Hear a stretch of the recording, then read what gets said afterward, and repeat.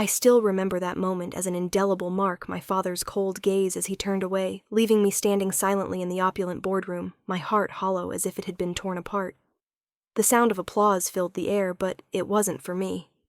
It was for Andrew, my older brother, the one who had just repeated the idea I had spent months nurturing and presented with all my passion. My father nodded approvingly at Andrew, while I was left abandoned, even within my own family. That was the first time, but not the last, that I felt like nothing more than a forgotten shadow in the Hamilton household. But before I continue with that wound, perhaps I should take you back to the beginning.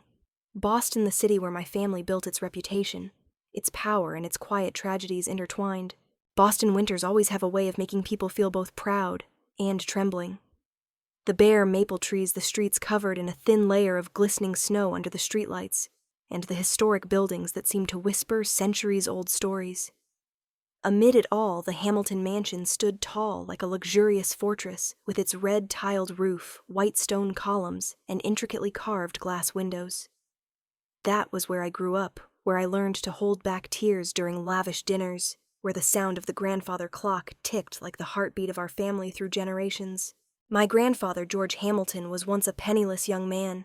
He began his career in a small garage, his shirt soaked with sweat, his hands calloused from fixing chips and circuits.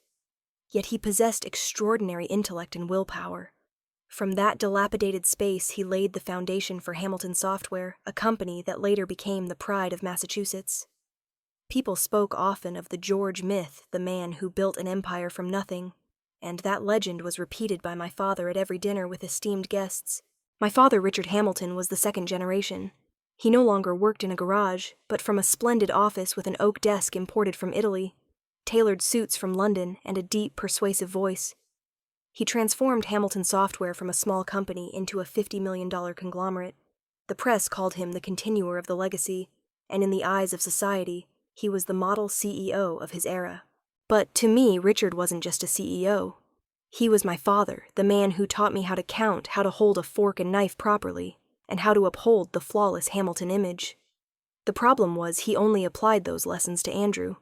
To him, I was almost an afterthought in his life. We were 3 siblings. Andrew, the eldest, was the golden child, the brightest pearl in my father's eyes. From a young age, he was taken to meet business partners, sent to prestigious private schools, and every small success of his was magnified into family legend. My father always introduced Andrew as the promising heir. Sophie, the youngest, was a different story. She was a girl of the Instagram and TikTok era, with a radiant smile, a knack for posing in front of cameras, and millions of followers. My father didn't quite understand what being an influencer meant, but he indulged her rebellious streak because at the very least she brought fame to the Hamilton name in a new world. And then there was me, Claire, the middle daughter. Even as a child, I was different. I was fascinated by numbers technology and the software blueprints my grandfather left behind. I loved the smell of paper in the library, more than the scent of expensive perfume in my mother's room. I believed that with enough effort, I could become the new pride of our lineage. But as I grew older, I realized in my father's eyes, I was never enough. Not beautiful enough to be celebrated like Sophie, not masculine enough to be seen as an heir like Andrew. I was just a quiet void between 2 extremes, the forgotten middle child. I remember a moment when I was 13. That night, the family gathered by the fireplace, and my father spoke of my grandfather as if he were a hero. I shyly handed him a sketch of a video game I had designed myself. My heart raced, hoping for a word of praise. He flipped through a few pages silent, then handed it back to me, his eyes still fixed on Andrew, boasting about a basketball medal. "Interesting, but insignificant," he said. Those words carved themselves into my heart for years. From that moment, I understood to be recognized, I couldn't just be good. I had to be extraordinary. The Hamilton mansion was filled with memories, but also shadows. During long dinners, my father sat at the head of the table, his eyes following Andrew, occasionally glancing at Sophie when she was live streaming.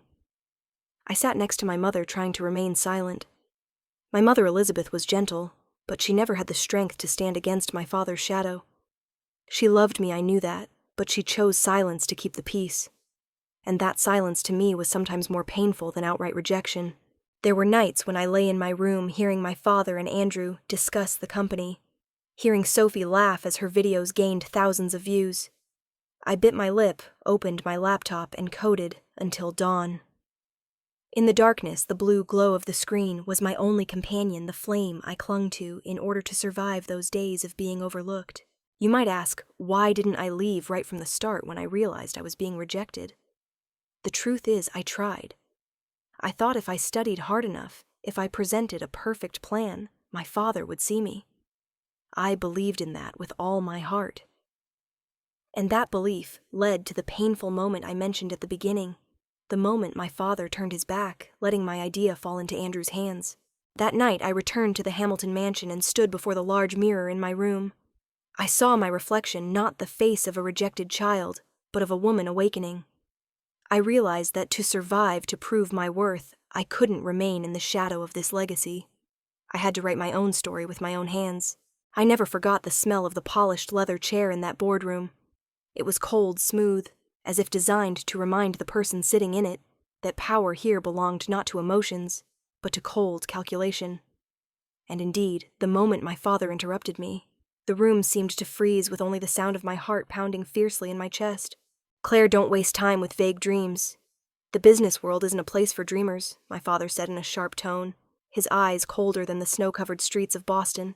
I took a deep breath, suppressing my shame. Before me was the board of directors of Hamilton Software, all silver-haired men in tailored suits, their familiar, sharp gazes fixed on me.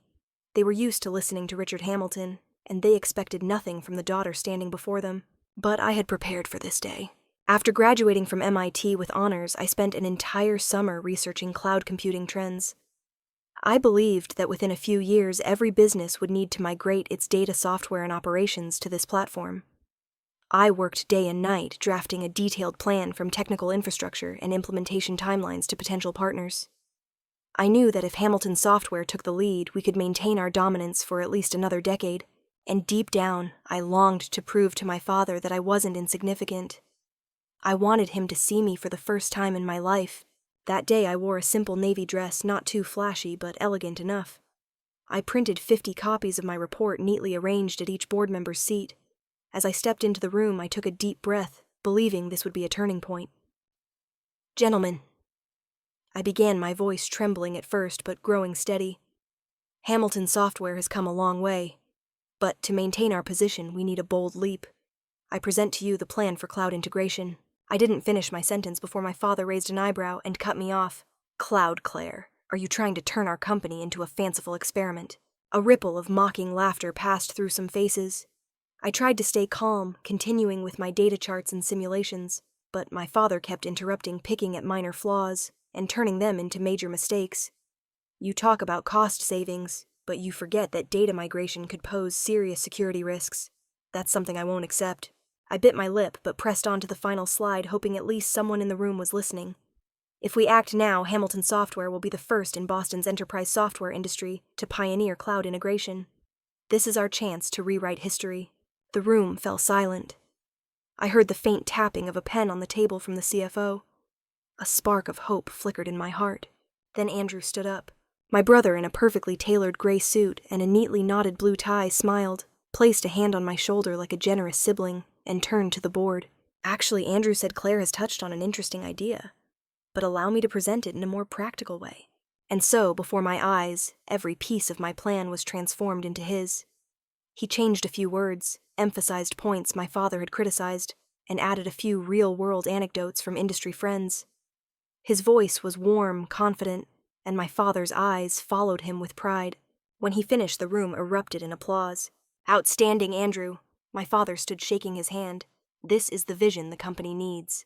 And I, who had spent months researching, staying up all night, dreaming and hoping, I became invisible. I sat there, my hands trembling, my eyes blurring. I didn't cry. No, I was too used to tears by then. But this time the pain wasn't just disappointment. It was humiliation. Humiliation from being silenced in front of the board. Humiliation from having my idea blatantly stolen by my brother. Humiliation from believing I would be recognized. As everyone left the room, I stayed behind. My father and Andrew passed by, animatedly discussing the cloud plan Andrew had presented. They didn't look at me. Not a word. I was just a redundant shadow on that cold leather chair. In that moment, I understood my family would never see me. They would only ever see Andrew the perfect son. I could stay in Boston, keep proving myself, keep being ignored, and keep living in humiliation. Or I could leave. That night, I returned to my room, opened my laptop, and looked at my plan one last time. I remembered my days at MIT, the late nights in the library, the smell of old paper and the sound of my keyboard echoing. I remembered the blue glow illuminating my face as I wrote lines of code, the passion no one could take away. I folded the report, put it in a drawer, and locked it. Not because it was meaningless, but because this place didn't deserve it. I stood before the mirror, looking straight at myself. For the first time, I didn't see a rejected girl, but a woman freeing herself from the chains of her family.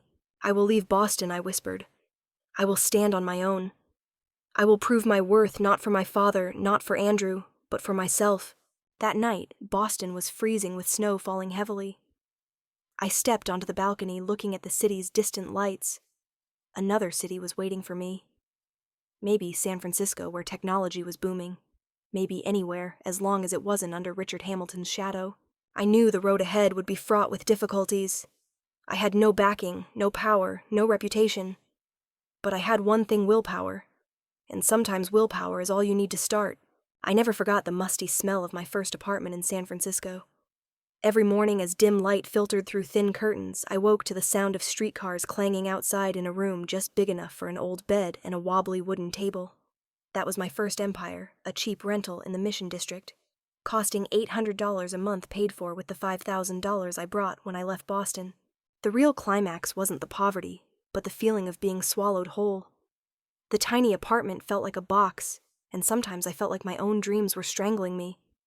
Dinner was instant noodles sometimes, with a bit of frozen vegetables for variety. I ate while typing, as if pausing for a moment would send me plummeting into failure. In the early days, I took on every freelance job I could. Coding mobile apps, tweaking databases for small companies, even advising a startup for $300. I worked 80 hours a week, sometimes more. Some nights I fell asleep at the keyboard, my face imprinted with the keys. Money dwindled, and so did my confidence.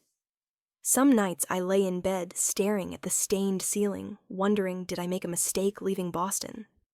Is my father laughing at his foolish daughter? But then I'd hear my heartbeat reminding me I couldn't go back. I couldn't become a loser in my own story. The name Summit Holdings was born on a rainy morning. I looked at the rolling hills of San Francisco and thought the summit is the hardest to reach, but it's also where you see your journey most clearly. I decided to start my company under the pseudonym C.E. Stone to remind myself to be tough as rock C.E., both my initials and a nod to the CEO title I aspired to. To the world, C.E. Stone was a mysterious entrepreneur. No one knew it was a young woman, the rejected daughter of Richard Hamilton. I created a persona because I knew if my identity were revealed, people would see me as a rebellious heiress feeding off pity. I wanted to be recognized for my ability, not my Hamilton name. Summit Holdings' first product was the idea my father had mocked in that Boston boardroom: cloud integration for small and medium businesses. I knew this trend was about to become a tidal wave. In my cramped room, I rewrote every line of code, drafted every module, and knocked on the doors of local companies to pitch my prototype. At first, most rejected me. I had no reputation, no credentials, just a stranger with an old laptop. But then a small interior design firm gave me a chance. I worked for 3 weeks integrating their data onto the cloud, cutting their infrastructure costs by 40%. They were satisfied, and more importantly, they referred me to 2 other clients. I knew that was the first brick. The first 3 years were the harshest, but also the most crucial. I moved from the dingy apartment to a small office, hiring my first 2 employees, both young engineers who believed in my vision. We lived on coffee and deadlines, but each new contract felt like climbing another step. One rainy night, I stayed in the office until 3 a.m., watching the city lights reflect on the glass. I remembered the day I was interrupted in that Boston boardroom, but instead of pain, I felt my heart ablaze. If my father had encouraged me that day, I might never have had the strength to get here. Perhaps it was that humiliation that pushed me into the open sea. By the 7th year, Summit Holdings had offices in 3 states, California, Texas, and New York. We had nearly 300 employees and thousands of enterprise clients. When a venture capital firm valued the company at $200 million, I sat silently in my office, staring at the number, feeling it wasn't real. I remembered the days of eating instant noodles, the nights clutching my laptop until I passed out, the moments of near despair. And now, I was sitting in my own office on a thick carpet with a team calling me CEO Stone. But success didn't erase the scars. Sometimes when Andrew's face appeared in the news alongside my father, my heart still ached. They were still hailed as born leaders while I hid behind a pseudonym. I wondered when would I be strong enough to face my family and let them know that the daughter they once dismissed had become a challenger to the Hamilton legacy. One afternoon, as San Francisco glowed with a golden sunset, I received a call from a prominent tech journalist. He said, "We want to write about the mysterious CEO, C.E. Stone. People say Summit Holdings could be the next tech unicorn." I fell silent. In that moment, I realized I couldn't hide behind a pseudonym forever. Sooner or later, the world would know who I was. And when the truth came out, my family would have to face me again, not as the forgotten daughter, but as an equal rival. It all started with a small article in a tech magazine, "New Cloud Solutions Are Shaking Up Traditional Software Companies." I skimmed through it, but then the name Hamilton appeared like a knife slicing through my memories. It mentioned their slow adaptation and outdated management models. I knew I had to dig deeper. I quietly purchased access to industry analysis reports, careful as a predator stalking its prey. Every night I read through Hamilton Software's financial statements, declining revenue, canceled contracts, and a shrinking market share. Words like rising short-term debt and bloated operating costs stood out like open wounds. And the ultimate irony, the cloud solution, the idea my father had interrupted and ridiculed, was now the direct cause of his company losing clients. I began to craft a plan, not loud, not announced, but like a storm brewing beneath the sea. First, I secretly approached the component suppliers Hamilton Software relied on. With Summit Holdings' growth, I had the means to buy stakes in these companies. I invested indirectly through intermediary funds, ensuring no one could trace it back to me. When I signed a deal to acquire 12% of a major infrastructure supplier, a feeling both cold and exhilarating surged through me. I was touching the lifeblood of Hamilton Software, and my father had no idea. Next were the clients. I knew many small and medium businesses were frustrated with Hamilton's outdated services. I didn't approach them directly, but quietly bought stakes in those companies. This way, I both opened doors for Summit Holdings and gradually pulled their dependents away from Hamilton. Each deal was a brick laid down silent but steady, as I built an invisible fortress. Throughout that time, my family thought I was just a struggling daughter in California. Occasionally, Sophie posted on social media, showing off her lavish lifestyle, with subtle jabs that Big Sis is still grinding away at small projects. I smiled bitterly. In truth, I was running a company worth hundreds of millions while they thought I was still eating instant noodles in a cramped apartment. I didn't blame Sophie. For her life was about glamorous photos and massive followings, but that gave me an advantage no one in the family bothered to look into what I was doing. They just needed an easy story to tell the forgotten failed daughter not worth mentioning. I let them believe it, because in the shadows I could prepare for the fatal blow. Some nights, as I looked at the sprawling web of stakes I owned, I felt breathless. Was I becoming the kind of person I once despised, someone who only calculated power and used tactics for revenge? But then I remembered my father's face in that boardroom, his harsh gaze as he cut me off. "Enough, Claire. This isn't a child's game." Those words were like a hammer striking my life. If he thought I was just a childish game, then let him see what a child's game could do. Every move I made was calculated. I built a roadmap to acquire Hamilton Software entirely. Step 1, control the supply chain and key clients. Step 2, buy up shares from small shareholders frustrated with the company's decline. Step 3, when the time was ripe, reveal my identity and make an offer to buy the whole company, one no one could refuse. I knew this plan wasn't just a financial game. It was a journey to reclaim my voice, my right to be recognized. Once during a strategy meeting, I received a text from my mother. "Claire, are you okay? Your father says you've been distant lately. He's worried you won't make it out there." I read the message over and over, my throat tightening. My father worried about me, or worried I'd become a public embarrassment. I didn't reply right away. Instead, I looked around the meeting room at the employees waiting for my direction, CEO Stone, and I knew this was the home I built with my sweat and pain. San Francisco, with its steep hills and thick fog, bore witness to that silent plan. By day, I was a busy CEO signing contracts managing hundreds of employees. By night, I was a predator, quietly tracking every data point, every small share, tightening the noose around Hamilton Software. I imagined my father and Andrew sitting in their grand Boston office believing Hamilton Software was an impregnable fortress. They had no idea that I was pulling out its bricks, replacing them with invisible strings tied to Summit Holdings. This revenge wasn't just personal satisfaction. It was proof Claire Hamilton was not invisible. I existed, and I was strong enough to shake the legacy my father worshipped. But the deeper I went, the more I felt a conflict within. Some nights, looking in the mirror, I asked myself if I succeeded, would I feel proud? Or just empty? Would revenge bring the peace I'd been searching for? The answer hadn't come, but I knew the wheel of fate was turning. I couldn't stop halfway. I never thought stepping back into the old Hamilton house in Boston would make my heart race so fiercely. Not from excitement, but from knowing that behind that door, every gaze would scrutinize me, dissecting every detail to find proof that I was still an outsider in my own family. But this time, I wasn't returning as the rejected one. I returned on a private jet with the presence of a successful woman, though my family didn't yet know the truth. The car from the airport stopped in front of the leafless maple trees. Boston in November carried a biting cold, but the air was heavier with the inevitable confrontation. I stepped out, my heels clicking softly on the gravel. The front door opened, and my mother Elizabeth appeared. Her eyes lit up when she saw me. Despite the years, her love for me never waned.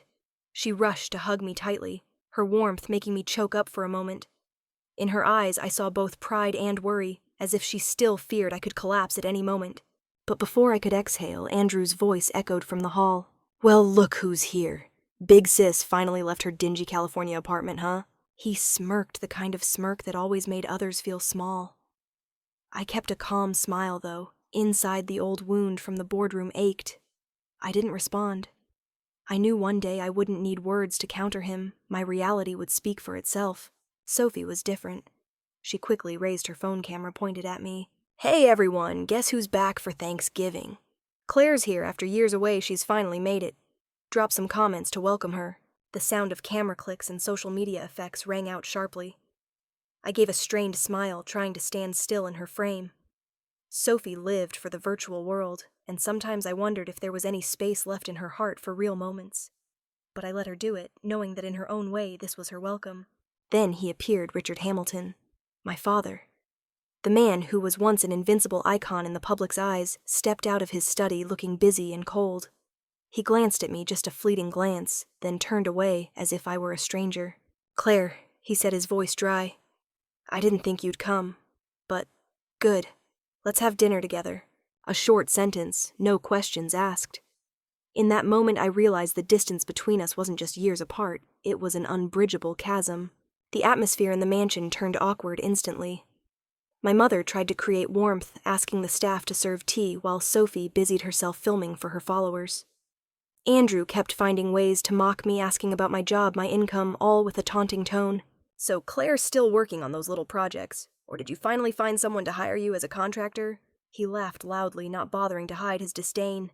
I looked at him calmly and replied, "You know, sometimes it's not about where you start, but where you're headed." Andrew paused briefly, then laughed louder as if I'd told a joke. But in my mother's eyes, I saw a spark of hope. Perhaps she sensed I was no longer the timid girl of the past. The Thanksgiving dinner began when the clock struck 7. The long table was covered with a white cloth adorned with meticulously arranged traditional dishes: roasted turkey, mashed potatoes, pumpkin pie. The aromas evoked my childhood when the family wasn't yet divided. But now, those scents only highlighted the invisible distance between us. I sat across from Andrew next to Sophie with my father at the head of the table, like a solitary king.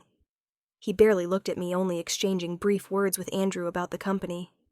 I quietly observed in every sentence I heard his blind confidence, his belief that Hamilton Software was still unshakable, still dominant. My mother tried to keep the mood light. "Claire, do you remember the pumpkin pie I used to make? I prepared it specially for you today." I nodded, swallowing my emotions. She was the only fragile bridge connecting me to this place. During the meal, Andrew kept boasting about new contract strategies that were really just recycled ideas from other departments. Sophie chimed in, talking about her live streams growing followers and brand deals. I chose silence, knowing that if I revealed what I'd achieved, the table would erupt into a storm. But that silence made me think. I looked around the table at the familiar yet distant faces. I realized my family was still living in an illusion of unchangeable power, of untarnished prestige, of an unbreakable fortress. They had no idea that out there a technological storm had swept away giants. They didn't know that the links in their supply chain were slowly falling into my hands. And they certainly didn't know that the useless daughter sitting quietly before them held the key to the earthquake that was coming. The dinner ended in uneasy silence. As everyone stood, my father said only one brief sentence.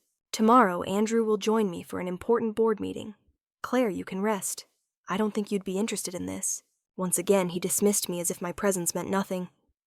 I bit my lip, but in my heart I had my answer one day. Soon I would walk into that boardroom not as an outsider, but as a force no one could ignore. As I climbed the stairs to my old room, Sophie ran after me holding her phone to record another clip. "Claire, can you say a few words for my followers about how it feels to be back home?" I looked at the camera about to refuse, but then I gave a slight smile. Sometimes coming back isn't about finding where you once belonged, but about reminding yourself how much you've changed. I'd been through many breathless moments in my life, the interrupted presentation at MIT, the sleepless nights in a cramped San Francisco apartment, the tense first negotiation with an investor. But never had my heart raced like it did that evening, sitting at the long white-clothed table in the Hamilton mansion. The candlelight flickered on the gleaming silverware, the tall crystal glasses, the red wine shimmering. Everything was luxurious, perfect, like a painted portrait. But I knew, beneath that facade, a storm was brewing. This was our family's yearly ritual, the Thanksgiving dinner, and as tradition dictated, each person would take turns standing to give thanks. A custom that sounded simple, but in the Hamilton family had become a stage for flaunting achievements, a competition for my father's attention. Andrew stood first. He pulled back his chair, adjusted his tie, and raised his wineglass like an orator. "I'm thankful for another year of resounding success," he said confidently. "My new yacht was launched last month. A symbol of what Hamilton software has achieved, solid, luxurious, unmatched." He emphasized each word, his eyes flicking toward me with unconcealed arrogance. A murmur of laughter came from some relatives, and my father nodded, slowly, pleased like a king hearing his vassal's report. Then it was Sophie's turn. She stood in a glittering dress, the chandelier's light making her shine like a star. "I'm thankful for hitting 1 million followers last week," Sophie said, her voice jubilant. "Thanks to my audience's support, I've signed 3 major ad deals, and I believe in this era personal influence is stronger than any company." Applause rang out, mostly from the young friends Sophie had invited. She smiled radiantly, raising her phone to record another live story from the table, lowering her voice. "This is the Hamilton family's Thanksgiving, where success is shared and every dream can come true." I watched the scene feeling both pity and sadness. My sister didn't realize how fragile that glamour was, like the fleeting numbers on a screen. Then it was my turn. I stood feeling every eye on me, some curious, some scornful, some indifferent. I took a deep breath. "I'm thankful." I paused, letting silence envelop the table. For the lessons I've learned from rejection, a few whispers broke out. I continued, my voice steady and firm. For the times I was pushed aside, the times I wasn't heard, the times I was told I wasn't good enough. They taught me how to stand on my own 2 feet. I'm grateful for those wounds, because they taught me resilience. I'm grateful for this family, for giving me the drive to find my own path, to prove that true value lies not in inheritance, but in creation. The room froze. My mother looked at me, her eyes glistening with pride. Andrew laughed mockingly. Sophie looked confused, not yet grasping my meaning. And my father? He sat motionless, his face unreadable like a stone statue. I sat down, my heart pounding. I knew I'd just planted a seed in this already tense atmosphere. Then my father stood. The table fell silent. He set his glass down, hands clasped, his voice low but resonant. "Today," he began, "I want to give my greatest thanks. I'm thankful for building an empire from nothing. I'm thankful that this company has sustained our family, putting the Hamilton name on the national map. But," he paused, looking at each of his children. His sharp, cold eyes lingered on me, then moved to Andrew, then Sophie. "I also understand that an empire cannot last forever without renewal. And so tonight, I announce I have decided to sell Hamilton software to a major corporation, Summit Holdings." The room erupted. Silverware clattered, gasps echoed around the table. Andrew shot up. "What are you saying? Sell the company. What about me? I'm the heir." Sophie panicked. "Dad, you can't do this. What about our family's image? What will my 1 million followers think?" I sat still, forcing myself to stay calm, but inside every fiber of me trembled. This was the moment I'd waited years for. The truth about my acquisition plan was beginning to unfold. My father raised a hand, signaling silence. I'm not leaving you an inheritance. I don't want you living off someone else's legacy. I want you to forge your own paths. Hamilton Software will have a new future, and you find a way to write your own stories. His voice rang like a fateful bell. My mother bowed her head, hiding a tear. Andrew's face flushed with rage, trembling. Sophie stared as if her virtual world had just collapsed, and I knew a new chapter was opening. Because the name Summit Holdings, no one in that room knew was mine. That night, as the dinner ended in chaos, I stepped out onto the porch. The cold wind stung my face, but my heart burned. I heard Andrew shouting inside, Sophie sobbing, and my mother trying to soothe them. My father stood in the dining room, his silhouette under the flickering candlelight. A king who had just abdicated, closing his own era. I closed my eyes, taking a deep breath. It was only the beginning. I never imagined the moment the truth was revealed would be so explosive. The air in the dining room was thick, the smell of turkey and half-drunk wine glasses turning stifling. The flickering candles no longer felt warm, but like torches illuminating every face taut with the storm of emotions. Andrew was the first to erupt. He slammed his hand on the table, silverware clattering. You can't do this. That's my inheritance. He roared, his face red, as if the world was about to steal the throne he thought was his. I saw in his eyes not just anger, but fear. Fear of his incompetence being exposed, something he'd hidden for years under my father's protection. Sophie was different. She burst into tears, her hands trembling as she clutched her phone. I glimpsed the screen live view counts jumping rapidly. She couldn't resist turning this family dinner into drama for her audience. Her glistening tears and sobs I knew would be the talk of thousands by morning. My father, Richard Hamilton, stood silent. His face flushed, his eyes blazing with fury. He'd never been challenged like this in the mansion he built. He never imagined a traditional dinner would turn into a battlefield. And then I stood. I took a breath, my hands steady, my voice eerily calm. There's no need to argue. I am Summit Holdings. The room exploded. Andrew's jaw dropped. Sophie let her phone slip, and my father faltered. I pulled a business card from my bag and placed it neatly on the polished table. The bold letters stood out clearly. C.E. Stone, founder and CEO, Summit Holdings. I looked at my father. You mocked my cloud integration plan. You called it naive, fanciful. But I turned it into the flagship product, taking Summit Holdings from a cramped San Francisco apartment to a company worth hundreds of millions. And now that company is buying Hamilton Software. Andrew screamed, almost unhinged. Impossible. You're lying. Dad won't believe you. I turned my eyes cold, locking onto my brother. Then were you also lying when you approved those shady expenses funneling $300,000 into your personal account? The table fell deathly silent. Andrew froze, his lips moving, but no words coming out. My mother covered her mouth, stunned. Sophie gasped, her live stream capturing every second. I pulled out a stack of documents and placed them on the table. These are accounting records, bank statements. Dad, if you want, I can present them clearly to the board. Richard's face tightened with anger, but a flicker of doubt appeared in his eyes. He looked at Andrew, the son he'd seen as an extension of himself, sweating, stammering incoherently. Andrew, say something, his voice heavy as stone. It was a legitimate bonus. Andrew trembled, his words meaningless, falling flat. No one in the room believed him anymore. Richard turned to me, his voice sharp as a blade. If what you say is true, then tonight I must make a choice. I can't have two CEOs, either my daughter or the CEO of Summit Holdings. My heart tightened. This was the moment I knew I'd eventually face. I looked at my father, his eyes not just angry, but betrayed hurt. He couldn't believe the daughter he'd deemed useless had hidden an empire for 7 years. I responded, my voice firm but gentle. I am both, Dad, but you never chose to see. The room fell silent.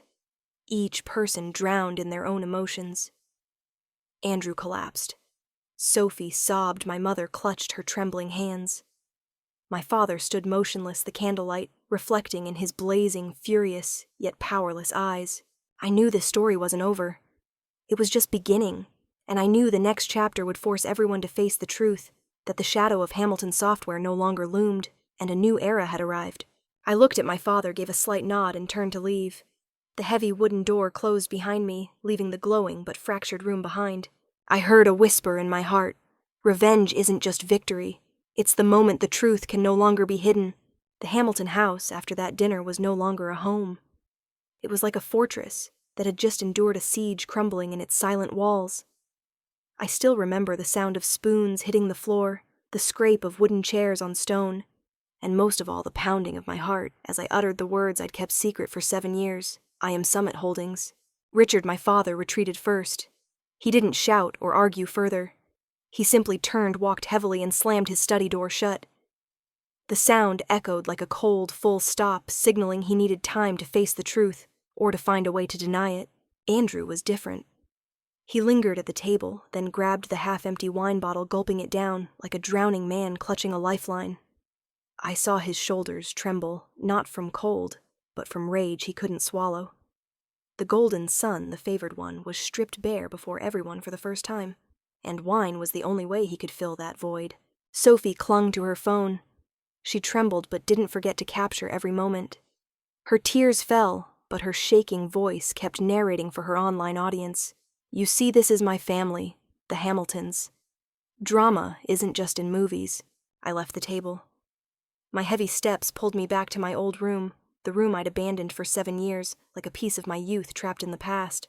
The door opened, revealing the familiar smell of old lacquered wood and the lavender sachets my mother used to place in the drawers.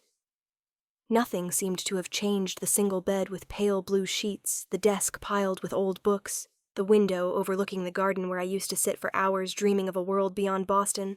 I sat on the edge of the bed. Memories of childhood flooded back. I saw myself as a little girl raising my hand to share a tiny software idea with my father. Saw Andrew being hugged and praised for a few scribbled drawings. Saw Sophie's radiant smile every time my father shared her photos at charity events. And me always sitting in the shadows, forgotten. The sadness crept in, but this time it didn't carry the bitterness. I was no longer the invisible girl. I'd built an empire. But strangely, in that old room, I felt the loneliness acutely. The empire was vast, but coming back, I was still just Claire, the daughter my father never acknowledged. A sudden knock on the door startled me. I looked up to see Andrew walk in, his eyes bloodshot from wine. You think you're so smart, huh? He snarled, stepping closer.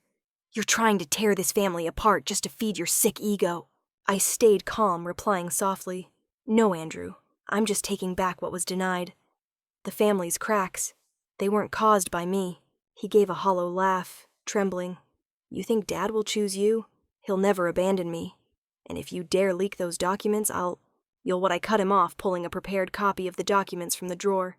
Threaten me, but you should know I have all the evidence of your $300,000 embezzlement. Not just one copy, but many. Think about who'd be destroyed if I go public. Andrew paled. For a moment I saw not hatred in his eyes, but panic. He stepped back, muttering a curse, then stormed out, slamming the door behind him. I sat back, my heart still racing. Threats within the family were scarier than any business rival. But before I could calm myself, another knock came this time. Gentle, almost hesitant. When I opened the door, Sophie stood there. Her eyes were red, still clutching her phone, but her voice trembled.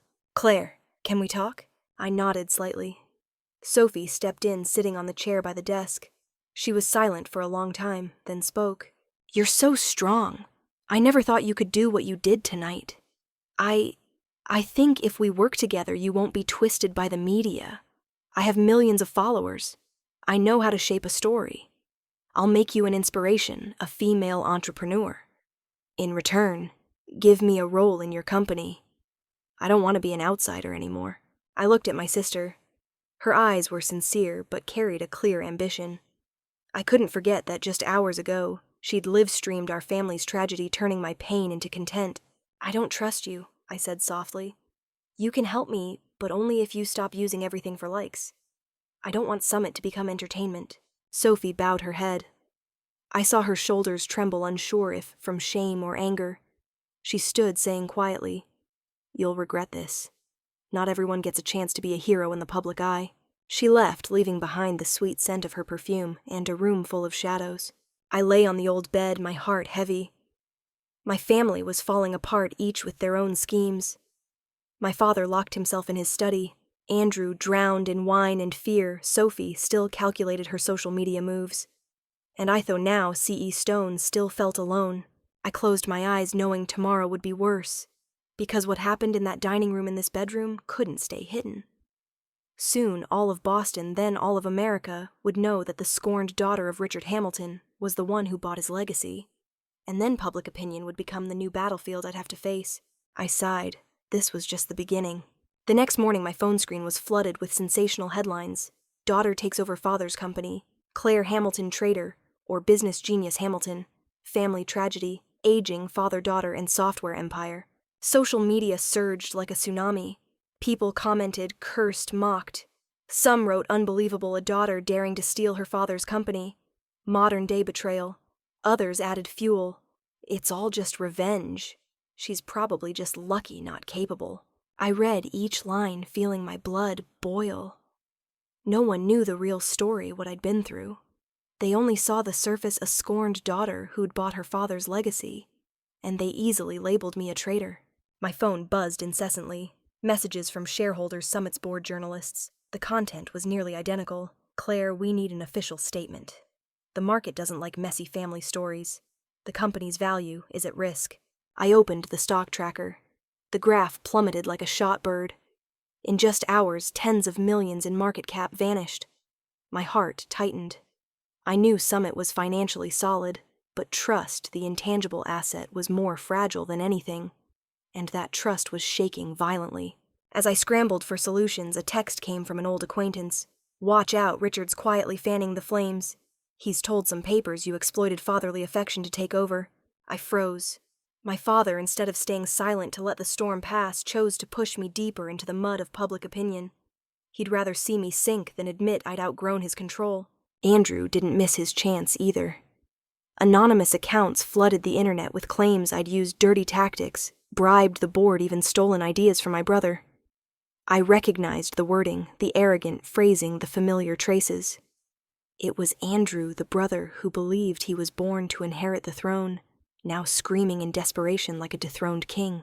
In those days, I lived in two parallel worlds.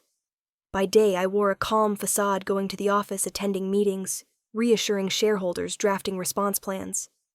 By night, when my door closed, I sat alone, reading every article, every comment, letting my heart tear apart piece by piece. Sometimes I wondered, was I wrong? Was I really the ungrateful daughter they claimed? My father's image flashed in my mind, the man who taught me the alphabet with puzzle pieces, but also the man who never acknowledged me as an adult. I loved him, hated him, and longed to be seen. But that had never come true. On the third night after the fateful dinner, I was nearly exhausted. My phone rang again. This time, it was a major Summit shareholder, his voice sharp. Claire, you need to do something now. The market wants a clean image, not a scorned daughter. If you can't turn this around, we'll have to reconsider your CEO position. Hearing that I knew not just my honor, but the career I'd built was on the brink, I sat silent for hours, my mind spinning. How do you fight an invisible enemy, public opinion? How do you protect a company and your dignity when your own family is pushing you into the abyss? Suddenly, the office door opened. Sophie walked in unannounced. She placed her phone on my desk, the screen blazing with millions watching her live stream. Her voice was soft but firm. You need me. This is the moment I can help you. I looked at her, my emotions a tangle. I hadn't forgotten our bedroom conversation when I rejected her offer to collaborate. But Sophie's eyes now held not just ambition, but a strange determination. I want to change the story, she continued. I'll show the world you're not a traitor. I'll make you an icon, a woman who rose above her family's shadow. I understand how social media works. You don't. I stayed silent for a long time. Part of me wanted to refuse, fearing I'd just be a tool for her performance. But another part saw this as the only lifeboat in the storm. Finally, I sighed, if you're truly doing this for family, prove it. But Sophie, don't turn this into content. Let it be a chance for both of us to be seen. Sophie smiled. For the first time, her smile held no trace of her phone or like counts. I nodded. Perhaps in this storm of public opinion, I had to learn to trust something fragile, forgiveness and loyalty, even from the person I trusted least. But I didn't know that by taking Sophie's hand, I'd just opened the door to a new battle, where media wasn't just a tool, but a weapon that could save or destroy me. I never forgot that morning when the world shifted with a video less than 10 minutes long. I sat in my office, hands clutching my head, trying to figure out how to convince shareholders I wasn't the daughter who stole her father's company. But I was out of strength. I'd fought with logic, numbers, arguments, and they were all meaningless against a storm of public opinion that never listened to reason. Then my phone buzzed. An assistant rushed in, face glowing like he'd witnessed a miracle. He panted, "Ms. Claire, your younger sister Sophie just posted a video. People are going crazy over it." I frowned. Sophie. I couldn't imagine my dazzling blonde sister always surrounded by flash and filters. I didn't believe she'd do anything but stage another drama for views. But then I opened the screen. The image appeared Sophie sitting in a simple room. No elaborate makeup, no studio lighting. Just my sister with round, clear eyes and an unusually sincere voice. "Hello, everyone," Sophie began. "Today I'm not an influencer. I'm just a sister. And I want to tell you the story of my sister Claire." I froze. Those words, simple yet powerful, cut through the panic gripping my heart. Sophie began to paint the picture of the Hamilton family, a middle daughter always overshadowed by a favored brother and a noticed younger sister. She spoke of me, the girl who spent hours in her room sketching tech diagrams no one cared about. She recounted the times I presented ideas only to be interrupted, mocked. And then she described the moment I quietly left Boston with just a few $1,000s. Her voice trembled but carried a strange strength. My sister didn't steal anyone's legacy. She built her own with sweat, tears, and a determination that I and maybe even my father never fully understood. If anything was wrong, it's that we let her fight alone for too long. My throat tightened. Sophie, the sister I thought cared only for followers, and filters, was peeling away the layers of prejudice surrounding me. In the video, Sophie didn't just talk about family, she painted a bigger picture. In this country in tech, women are always undervalued. My sister was no exception. But she turned rejection into motivation, pain into strength. That's not betrayal, it's proof that women can rise in a male-dominated world. Hashtags flashed on the screen. Shostrik women in business, Sasha sister power, Sasha respect Claire. Within hours, the video spread like wildfire. Millions of views, hundreds of thousands of comments. Miraculously, the tide of public opinion began to turn. People wrote I judged too quickly. Claire's story is inspiring. Another, "This isn't betrayal. It's a woman's strength breaking free from chains." And then tweets and posts everywhere. "Claire Hamilton role model for women in business." I sat staring at the glowing screen, my heart pounding, as if I'd just escaped a chasm. Not only was the media shifting, but the faces at Summit were relaxing. A shareholder texted Claire, "Sophie's video is brilliant. This is the narrative the market needed. We trust you again." In that moment, I realized I could have the strategic mind to build a company from nothing. But in this new world where messages are shaped by clicks and shares, Sophie held the power. That evening, I called Sophie to my room. She walked in, still trembling from the pressure of massive attention.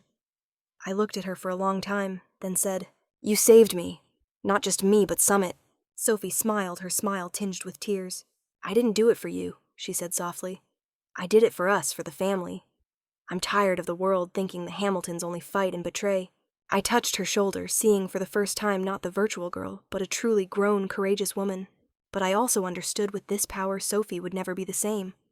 She'd entered a new battle where the spotlight of public opinion could both save and destroy, and I had to prepare for that. That night, I sat alone thinking about the cost of change. I'd traded my youth to build an empire. Now Sophie had traded her image to save me. The biggest question remained, could the Hamilton family truly heal? Or were we just patching things up in the media storm? I closed my eyes, hearing in the silence the footsteps of fate drawing closer. Because I knew out there Andrew wouldn't sit idly as things slipped from his grasp. And my father Richard wouldn't easily accept that the daughter he once dismissed was now a national icon. I never thought Sophie would stand by my side. To me, she was always the girl chasing flash and meaningless follower counts. So when my screen lit up with her video, the video that turned the tide, saving me from being torn between my career and family, I couldn't believe my eyes. In that moment, my heart tightened. Something deep inside made me tear up. I'd been wrong. Wrong to think she only lived in a virtual world. Wrong not to try understanding her. Wrong to let the distance between us grow over the years, like the cold walls of the Hamilton mansion. The next day, I sought out Sophie. I walked into her room, the room I once thought was filled only with makeup, ring lights, and mirrors. But that day it was chaotic in a different way. The camera, still on notes scattered across the bed scribbled with bullet points, highlight the rise frame Claire, in a patriarchal context, call for women to unite. I realized that video wasn't a spur-of-the-moment act. It was the result of serious, responsible preparation. Sophie looked up as I entered. Her eyes still held tension, but also a newfound pride. I hesitated, then said, "I was wrong to think you only lived for the virtual." Sophie froze, then laughed a laugh both choked and clear. "I still live for the virtual Claire," she said, her eyes shining unusually. "But this time I wanted the world to see the truth. The truth that you're my greatest inspiration." I was stunned. I didn't know how to respond. For years I'd endured loneliness, believing no one in the family truly believed in me. I built an empire to prove my worth, never imagining that one day the sister I often dismissed would see me as an icon. "You really think that I asked, my voice trembling?" Sophie stepped closer, taking my hand. "Since we were kids, I saw you buried in books drawings, plans that no one cared about. I knew how much it hurt when Dad mocked you, when Andrew stole your credit. But I stayed silent. I was afraid of being cast aside like you. I was a coward. You weren't. You dared to go to face it all. Isn't that the most inspiring thing?" I couldn't hold back. Tears spilled hot and stinging. I hugged Sophie tightly. The embrace was shaky, awkward at first, but it grew into a sincere, tight hold. Years of distance, misunderstandings, coldness, they melted in that moment. "I'm sorry," I whispered into her shoulder. "Sorry for abandoning you, for underestimating you, for thinking you didn't understand. You deserve better." Sophie cried too. I felt my shoulder dampen, but my heart felt strangely light. For the first time I saw family not as a suffocating cage, but as an ally. We sat by the window, the late afternoon light casting a warm, golden glow over the room. I told Sophie about my years in San Francisco, the nights eating instant noodles, the days working to exhaustion the moment I signed my first contract as C.E. Stone. Sophie listened intently, her eyes wide, absorbing every word. "You're stronger than anyone I know," she said. "But I also see how lonely you've been. Let me stand by you this time. Not with plans or numbers, but with my voice, my followers. We can complement each other." I looked at her and realized for the first time we weren't opposites. I was logic, she was emotion. I was numbers, she was story. I could build an empire, but she could make it touch people's hearts. "Maybe," I nodded slightly. "Maybe it's time we became a team." Sophie smiled a genuine, unadorned smile. "A team," she echoed. In that moment, I knew a new chapter was opening in my life. I was no longer fighting alone. I had Sophie, not just the virtual sister, but an ally, the only bridge between me and my family. But deep in my heart, I also knew this reconciliation was fragile as glass.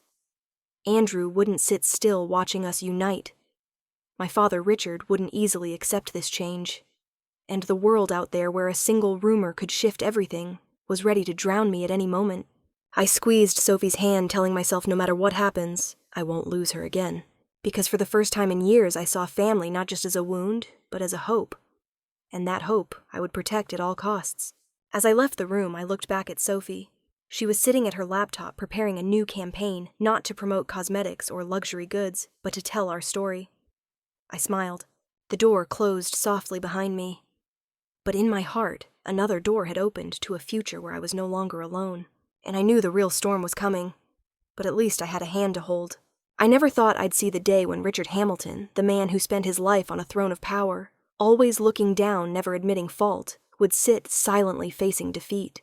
That moment unfolded in the main boardroom of Hamilton Software, where I was once interrupted, humiliated before the board. Now I returned not as the sidelined daughter, but as the one leading the game. And for the first time, Richard's eyes avoided mine. The room's atmosphere was heavy. Andrew slouched, trying to appear nonchalant, but his hands trembled. Sophie quietly set her phone down, not recording a single story. Elizabeth sat beside my father, her eyes moist, but her gaze no longer that of a woman who silently endured. She looked at me as if entrusting me with all the strength she had left. Richard cleared his throat, his voice hoarse. Perhaps I was wrong. 4 simple words, but they hit me like an earthquake. For years I'd longed to hear him admit it. But when it happened, a sadness overwhelmed me. The man before me was no longer the invincible figure I'd resented. He was just an aging man, worn out by his own ambition. This company, it's no longer in its golden age. I don't have the strength to hold it together. He paused, swallowing his words. If you truly want to lead, I agree. But I want a title, so I don't completely vanish from this legacy. I looked at him, seeing in his gray eyes not just pride, but fear. Fear of being forgotten. Fear that a lifetime's work would turn to dust. I nodded. You'll be chairman emeritus, an honorary advisor. Your name will remain on every document in every origin story. But from now on, the decisions are mine. Richard closed his eyes. I saw his shoulders tremble slightly. Perhaps for the first time he let go of his burden. Andrew shot up his voice sharp. That's not fair. This company is mine. You promised me. Richard turned his eyes sterner than ever. You betrayed that trust. $300,000 is no small sum. You must repay it, and you need to learn again, Andrew. An MBA program might teach you what inheritance never could responsibility. Andrew looked struck by lightning. He glared at me with burning hatred, then at my father, hoping for a crack to argue through. But Richard had turned away. I knew in my brother's heart this defeat would leave a lasting scar. Sophie spoke, breaking the heavy silence. What about me? I don't want to sit by and watch everyone fight anymore. I want to work. Really work. I smiled. Then you'll be the director of communications and branding for the new company. No one understands public influence like you. No one can turn a story into a movement like you. Sophie's eyes lit up. She nodded, and for the first time I saw in her smile not just bravado, but meaning. Elizabeth, the mother who'd stood on the sidelines for years, suddenly placed her hand on the table, her voice unusually resolute. And me, Claire, do you have a place for me? I was surprised. My whole life, my mother was a shadow behind my father, the woman who smiled stiffly at parties and endured arguments silently. But now I saw a different Elizabeth, strong, confident. I want to join an organization supporting women entrepreneurs, she said, her eyes blazing. I want other girls to avoid being forgotten like you were. Can you help me? I took her hand. You don't need permission. You deserve it. And I'll stand behind you as you're standing behind me now. That was the first time we truly saw each other. Not as father, daughter, wife, but as real people with dreams and mistakes, with a longing to be recognized. The boardroom that day was no longer a battlefield. It became a place of compromise, not surrender, but a turning point. Each person lowered their ego to find a common path. Richard kept his honor, Andrew got a chance to rebuild. Sophie found her place, my mother became a new voice. And I, for the first time, felt I was truly leading, not just with power, but with compassion. As I left the boardroom, Boston's sunlight streamed in radiant. I took a deep breath, no longer weighed down by resentment. Instead, a strange peace settled in. But I knew this peace was temporary. Out there, public opinion still roiled. Rivals were watching. And Andrew, with his wounded ego, might not let go easily. I gave a faint smile. If my years in San Francisco taught me anything, it was that storms are just tests to see who's truly steadfast. That evening I sat alone in the old library of the Hamilton mansion. The fire crackled in the hearth, casting golden light on the ancestral portraits lining the walls. I looked at my grandfather's face, the man who started in a small garage. I whispered, "Grandfather, this legacy has changed, but its spirit remains. I'll take it further." Outside, the winter wind howled through the window. I closed my eyes, knowing the final chapter of this journey was nearing, because after compromise there's always a challenge, and this challenge might be fiercer than anything I'd faced before. Perhaps no one would believe it, seeing me sitting in that Boston office a year after the upheaval. The room once filled with tension, power, and cold arguments was now transformed. No longer were there fortress-like walls or heavy wooden shelves stuffed with old files. Instead, light poured through large glass windows, and the open workspace encouraged free exchange among teams. I kept a few antiques like the oak chair and my grandfather's portrait, not to cling to the past, but to remind myself that this legacy was built on sweat and mistakes. The new name hung on the official sign, Hamilton Summit Technologies. It wasn't just a merger of two bloodlines, the old Hamilton legacy and the future I built with Summit Holdings. It was a declaration. We weren't erasing the past. We were reborn from it. On the day of the rebranding announcement, I stood on a stage in the auditorium, hundreds of employees before me, press crowding behind. I saw Richard in the front row, his silver hair more pronounced, but his eyes shining differently. He was no longer CEO, no longer making decisions, but he remained an icon. When I mentioned founder Richard Hamilton, the room stood and applauded. He bowed slightly, his lips trembling. I knew that moment meant more to him than any seat of power. Andrew was no longer the incompetent heir. He'd returned to Harvard Business School after months of struggle. Occasionally, he emailed me sharing lessons on management, about doing group projects seriously for the first time instead of coasting. His tone was still slightly arrogant, but I sensed a real change. Sophie was now the company's media star. My sister turned every Hamilton Summit event into a social media trend, creating a fresh image, not just a dry software company, but a symbol of innovation and equality. Hashtags, WASH and Hamilton Summit. Our women leads spread everywhere, and I still remember the first morning they trended. Sophie rushed into my office, eyes sparkling. See that the world's hearing our story. And my mother Elizabeth was no longer a shadow. She co-founded Women Rise, supporting female entrepreneurs. In every speech she mentioned me. My daughter taught me that silence is never the right choice. Hearing that, my throat always tightened. But the biggest change wasn't in the company or the media. It was in the family. A year later on Thanksgiving, we sat around the long dining table again. The candles still flickered, the silverware gleamed, but the atmosphere was different. No more flaunting wealth, no more bitter jabs. Instead, each shared what they were truly grateful for. Andrew gave an awkward smile. I'm thankful for a chance to start over and for my sister not giving up on me. I looked at him, no longer seeing an enemy, but a lost brother finding his way back. Sophie raised her wine-glass eyes, shining. I'm thankful for finding meaning in what I do. Not just for followers, but to spread strength. My mother held my hand gently. I'm thankful for learning to speak up. And then something I never expected happened. Richard set his glass down and stood. His voice was low, slow, but firm. I'm thankful for a daughter who proved to the world, and to me, that value doesn't come from the Hamilton name, but from grit and ambition. Claire, I'm proud of you. I froze for a moment. Those words I thought I'd never hear. Tears spilled, but this time not from resentment, but release. I stood and hugged my father. He hesitated, then wrapped his arms around me. For the first time, the embrace was truly warm. We sat again, passing dishes to each other. No one stood above, no one below. Just a family scarred, but with the strength to heal.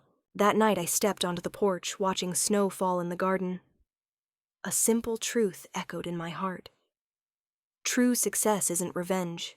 It's turning pain into strength, not just to lift yourself, but to lift those who once brought you down. Hamilton Summit Technologies wasn't just a company. It was proof that a legacy can be reborn, that a family can break and find each other again, that a woman once dismissed can rewrite history for herself and generations to come. I smiled, whispering a promise to the past and future. This is the true legacy, and it will never stop. As I closed this journey, I realized that all the pain, betrayal, ambition, and even revenge were just materials for growth. I walked from being the scorned, sidelined daughter to finding myself, my strength, and ultimately my family. This story isn't just about business power or millions of dollars. It's about something simpler: faith, resilience, and the ability to turn pain into energy for healing and love. I hope reading this, you see yourself in it, a time you were overlooked, underestimated, yet stood up and kept going. Because the true value of success isn't surpassing others, but overcoming your own wounds. If you connect with this journey, share your thoughts, your feelings, and don't forget to follow the channel to spread more human stories together. This isn't just my story, it could be yours too.